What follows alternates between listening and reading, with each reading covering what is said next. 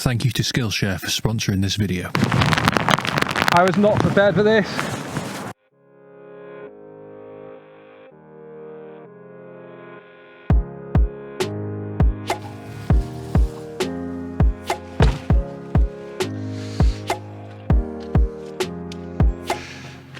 So a couple of weeks ago I released a video that I was really happy with. I'm happy with how it turned out. I got some really good feedback on it. In fact, it got 100% likes and no dislikes. Although I'm sure a couple of people will go back and dislike it now that I've said that, just for the lols. But the thing is, before I even uploaded it, I knew that it wasn't going to do particularly well. The click-through rate on that video was abysmal. Barely anybody clicked on it. I knew that was already going to happen before I even clicked upload on YouTube, because I knew that I wasn't going to clickbait it. I wasn't going to give it some title that tricked people into clicking on it, or making some fancy thumbnail that was going to attract people's attention unwittingly. And because of that, a video that I really enjoyed making and that people really enjoyed watching and had a really good average view time, it didn't get viewed. And I could have thought at that point, well, what's the point in making these sorts of videos, these videos that I find really creative and where I get some of my best work done, if it's not going to get shown to anybody? And that's a really dangerous mindset. And it led me to think that if other people feel that way, is clickbait culture ruining creativity on YouTube?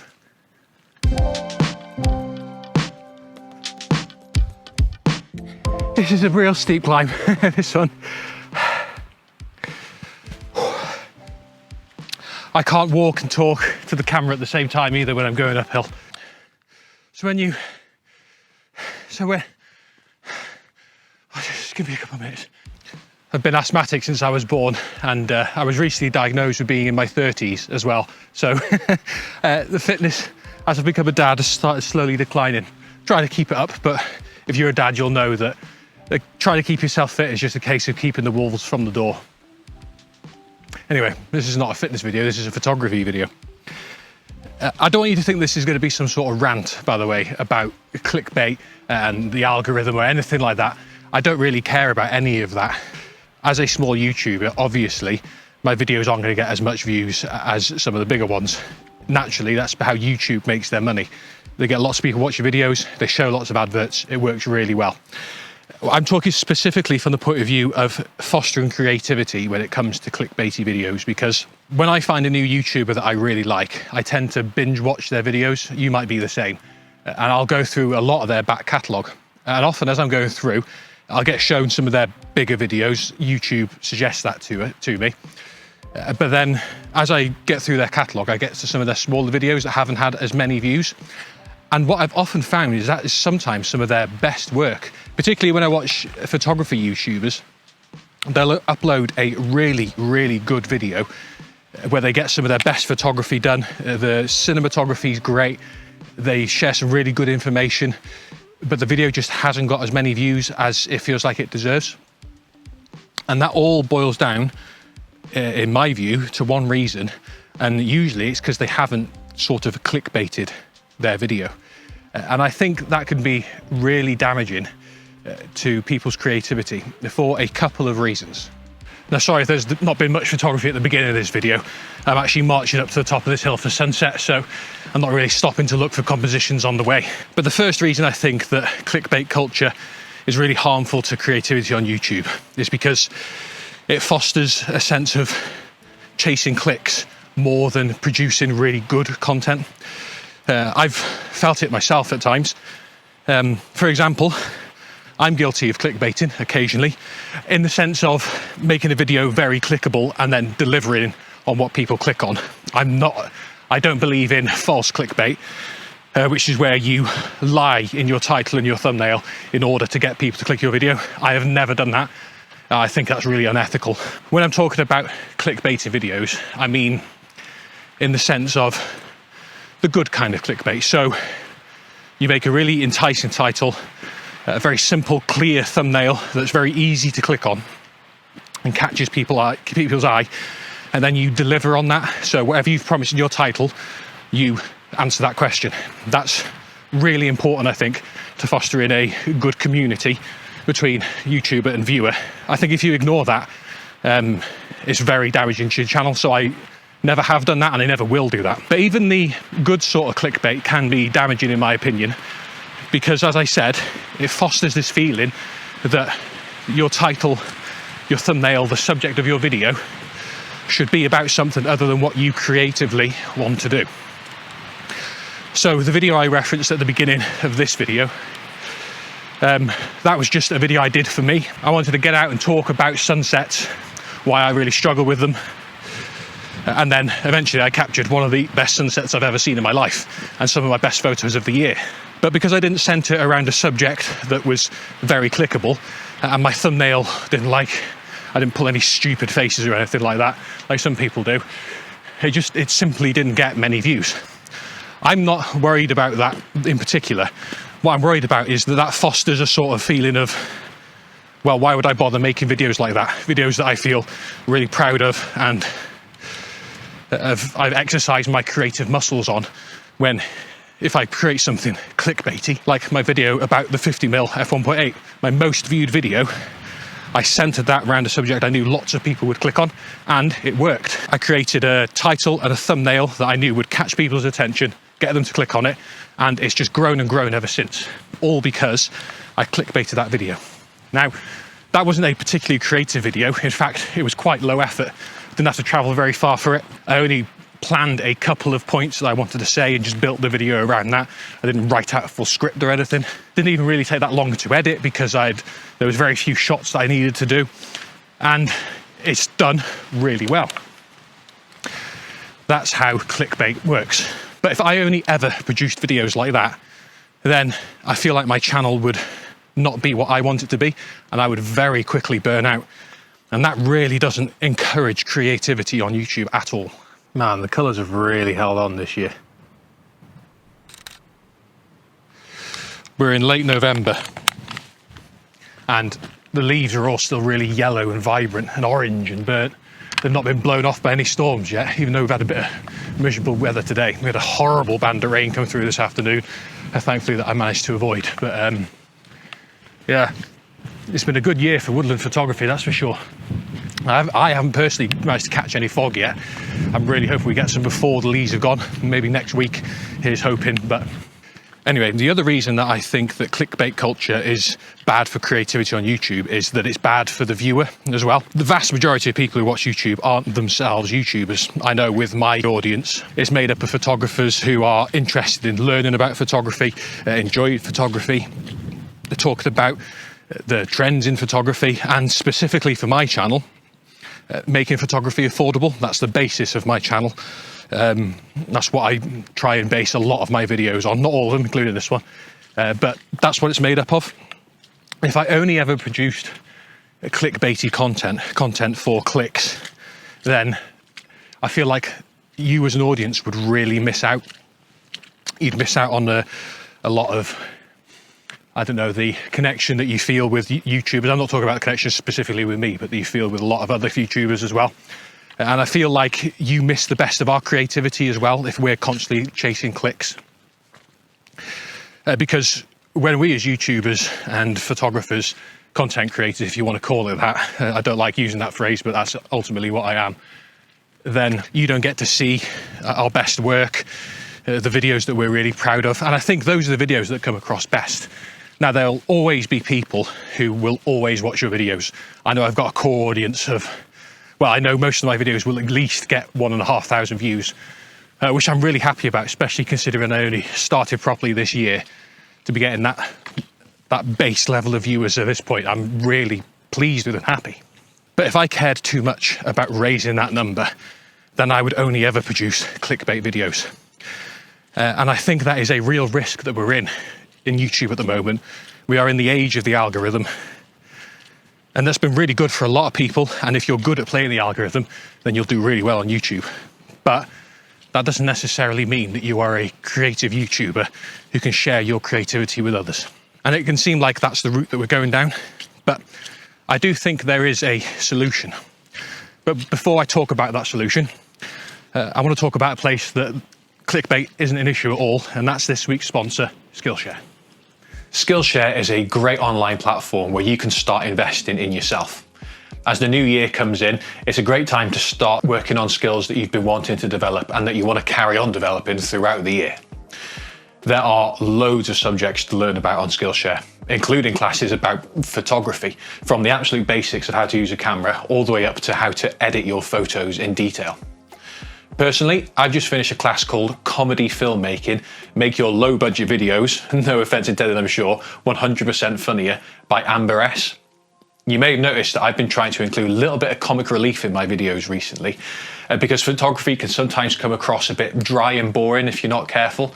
But it's a hobby that I absolutely love and I have a lot of fun doing as well. I want to reflect that in my videos. So Amber's class has really helped me to think about how I can introduce a bit of natural comedy into my videos, which I hope you've noticed and I hope you've enjoyed a little bit as well. If you want to try it out completely risk-free, then the link in the description will give you access to any class you want for a whole month completely free. So if you want to check it out, click the link in the description, and it's also a great way of supporting me as a creator and my channel as well. So thank you once again to Skillshare for sponsoring this video. So let's get back out into the field now, where I was in for a little bit of a surprise. I think I'm about to absolutely get destroyed by a rain cloud. I can see it coming up the valley and it's looking vicious, so I'm going to quickly put my coat on and get my camera away. That's the problem with not having a weather sealed camera. It's got to be in a waterproof bag if you're going to be exposed to the elements.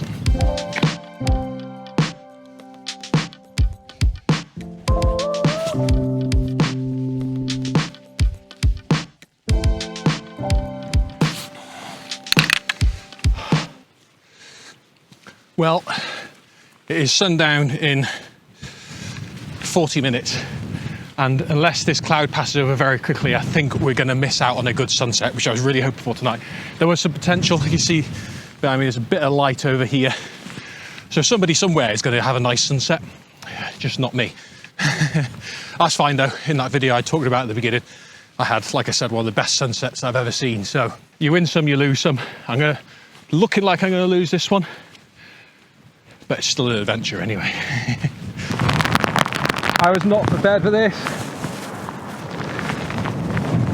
I'll see you back at the studio. Hi, back here again. Just before I got on to talking about the solution to clickbait, I noticed that there was this horrible black cloud coming in and I quickly needed to put my stuff away. I thought it was just going to be a quick shower, but it turned out that I got absolutely soaked, like soaked through to the bone. Even my underwear was soaked. I hadn't really prepared for that intense storm. There had been a couple of rain clouds over the day, but nothing too bad. And the weather said that it was going to be clear in the evening. I looked at a weather radar, but it's just so unpredictable in Wales that I wasn't prepared. And in fact, I felt really uneasy when that rain cloud hit. I don't know, I had a feeling. Normally I would just carry on in rain, but I was on top of this mountain on my own. The rain was really intense and the wind felt eerie, so I decided just to turn around and come back down. When I got home, I checked while I was scrolling through the news, and there was a news article that just a few short miles away, in the direction of where this storm had come, there'd actually been a mini tornado. Now, we don't get tornadoes here in the UK generally. When they are just small ones, but they can still be really destructive. I think that one that happened that day had brought out, uprooted a load of trees and strewn them across a road. So although we don't get proper tornadoes like some of my viewers get in America, I'm sure, I wouldn't want to be caught up in that. So I'm glad I did turn around and come back down.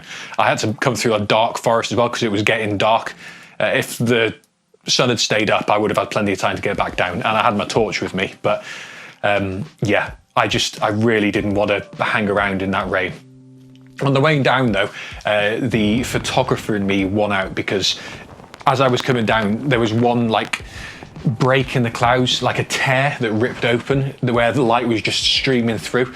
I did get quite a nice picture at that point. I took a handheld panorama, which I was quite pleased with. It's nothing special. There's no real composition to it. It was just cool because it showed the conditions that were there. It's the sort of thing you'd see on an office wall or something. But yeah, that was one picture that was worth showing to you, I thought. But anyway, going on to the solution when it comes to clickbait. I think it's a necessary part of YouTube these days. YouTube is like a crowded fish market. There's all these people trying to sell their fish, and the only way you're going to sell yours is if you're louder than the person next to you. It's a bit of a tedious link, but I hope you get what I mean. Your thumbnail and your title are what people immediately see.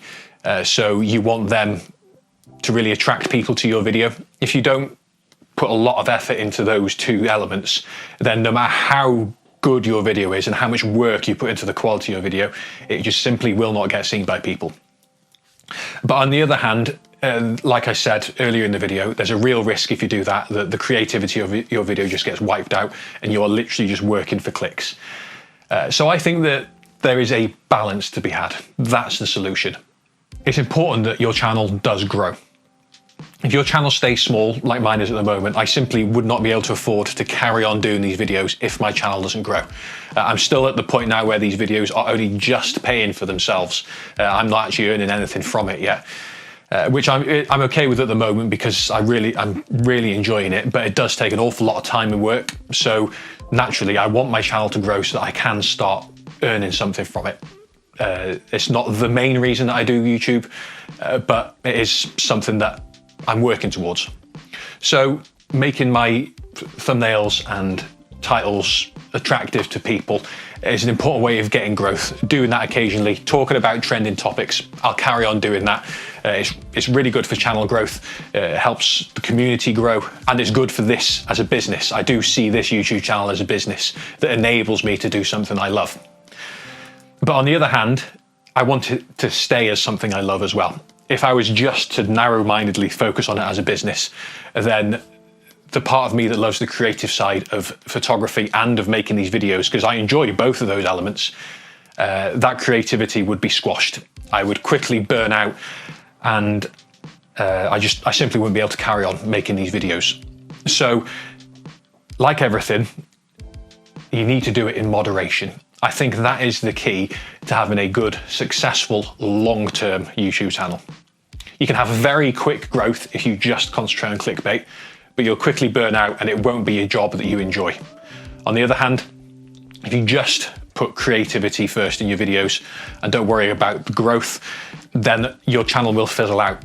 People won't watch your videos, you'll be broadcasting your creativity to no one, and it just simply won't work. So I think doing these sort of honest videos with you as my viewers, and for you if you want to create a YouTube channel yourself as well, I think it's a really good idea. It's seeing it from the inside. And there's an awful lot of YouTubers that can make it seem like it's all roses, and then there's some YouTubers that make it seem like it's just hard work and miserable. Some people who've been doing it a long time, they can come across like that. Every video they complain about how hard it is. And yes, we all know it's hard work, but as viewers, we don't really want to hear all the time about how hard work it is. So I think there's a balance of fair reward, and that is the solution, I think. Everything in moderation. A little bit of clickbait here, good clickbait, not the bad, insidious kind of clickbait, and a little bit of creativity there. Those two elements in balance means that you'll carry on having a good, successful YouTube channel, and that's my plan going forward as well. I'd love to hear your thoughts on this as well, because obviously there's a lot of common sense involved in this. It's not a simple case of you have to do one or the other. There's a lot of nuance involved, as with everything. Nuance is, there's no right solution, I don't think. I'm just trying to find the best solution for me and my channel and my viewers. That's what's important. So I hope that's made sense, and I hope it's been an enjoyable video. It's a bit different to what I normally do. I normally teach about photography or talk about something that's trending in photography, as you know, and talk about photography, making it affordable. But I think this is a subject that needed talking about, and that I wanted to talk about. And it's felt creative doing it as well, which is strange because I didn't actually get to do much photography in this, but I felt like I was creative in my thought process and in adding a bit of comedy to my video as well at the beginning. If you have enjoyed it, don't forget to subscribe as well. You know, I've talked about channel growth. If you do want to subscribe, you can, but obviously if you don't want to, that's fine too. And also giving the video a like would make a massive difference for it reaching other people. So if you want to watch another video that I felt was really creative, in fact, I'm going to make it the video that I thought didn't do well enough because I didn't clickbait it, then watch this video here, and I'll see you next time.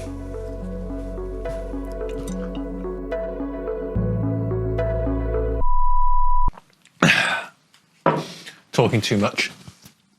I got really thirsty, gulped a load of water, now it's all down me. I'm a dad, so I'm allowed to be a bit messy. I'll see you next time.